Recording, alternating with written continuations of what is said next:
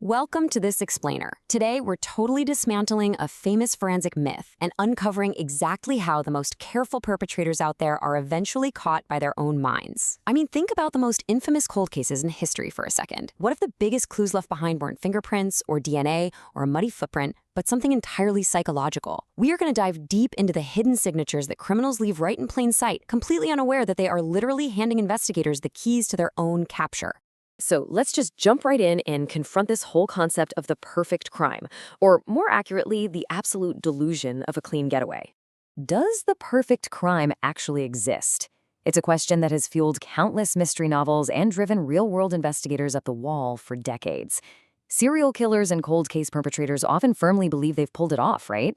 They plan meticulously, they control every aspect of the environment, and they really think they've completely outsmarted the system. In their minds, they are these untouchable ghosts, walking away from a completely sterile scene, just incredibly arrogant in their belief that they haven't left a single trace behind. But there's a massive divide here between the killer's delusion and the forensic reality.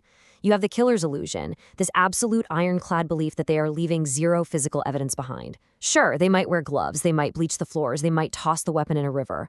But then you hit the reality. They are almost always ultimately betrayed by their own bizarre personal habits and the specific language they choose to use. Look, you can wipe down a doorknob, but you cannot wipe away your own personality. Let's look at a historical case study to see how this actually plays out in the real world. We'll start with the freeway phantom and a literal linguistic trap. In the incredibly chilling case of the freeway phantom, investigators were just desperate for a breakthrough. And then they discovered a highly unique piece of evidence, a handwritten note found tucked inside a victim's pocket. Now, finding a note at a crime scene is already a huge deal for a detective, obviously. But this particular message contained a glaring linguistic quirk.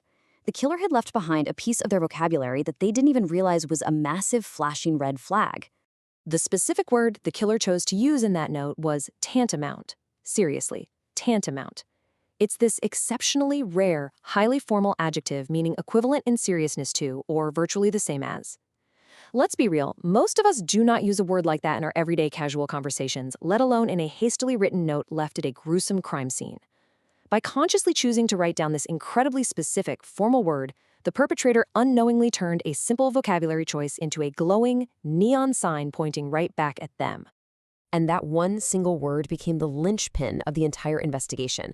So the note on the victim uses tantamount.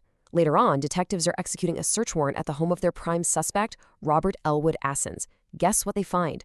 Old court papers he'd kept, where a judge used that exact same word. To absolutely seal the deal, Assens' coworkers specifically pointed out to police that he had this frequent, everyday habit of dropping this highly unusual word into casual chat. These hyper-specific clues pointed directly to him. It just goes to show how a single, deeply ingrained vocabulary word acted as an inescapable trap.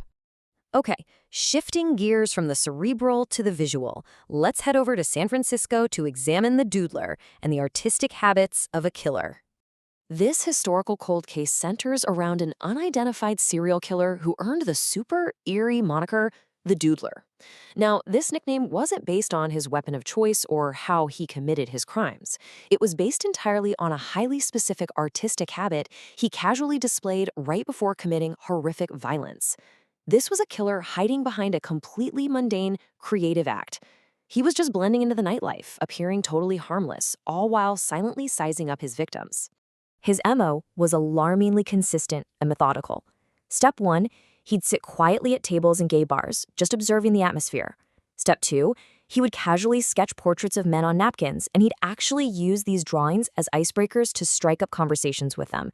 And then, Step 3, he would escalate to brutal stabbings.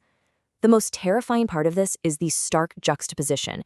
You have this clinical, everyday creative sketching habit placed right next to sudden, devastating murder.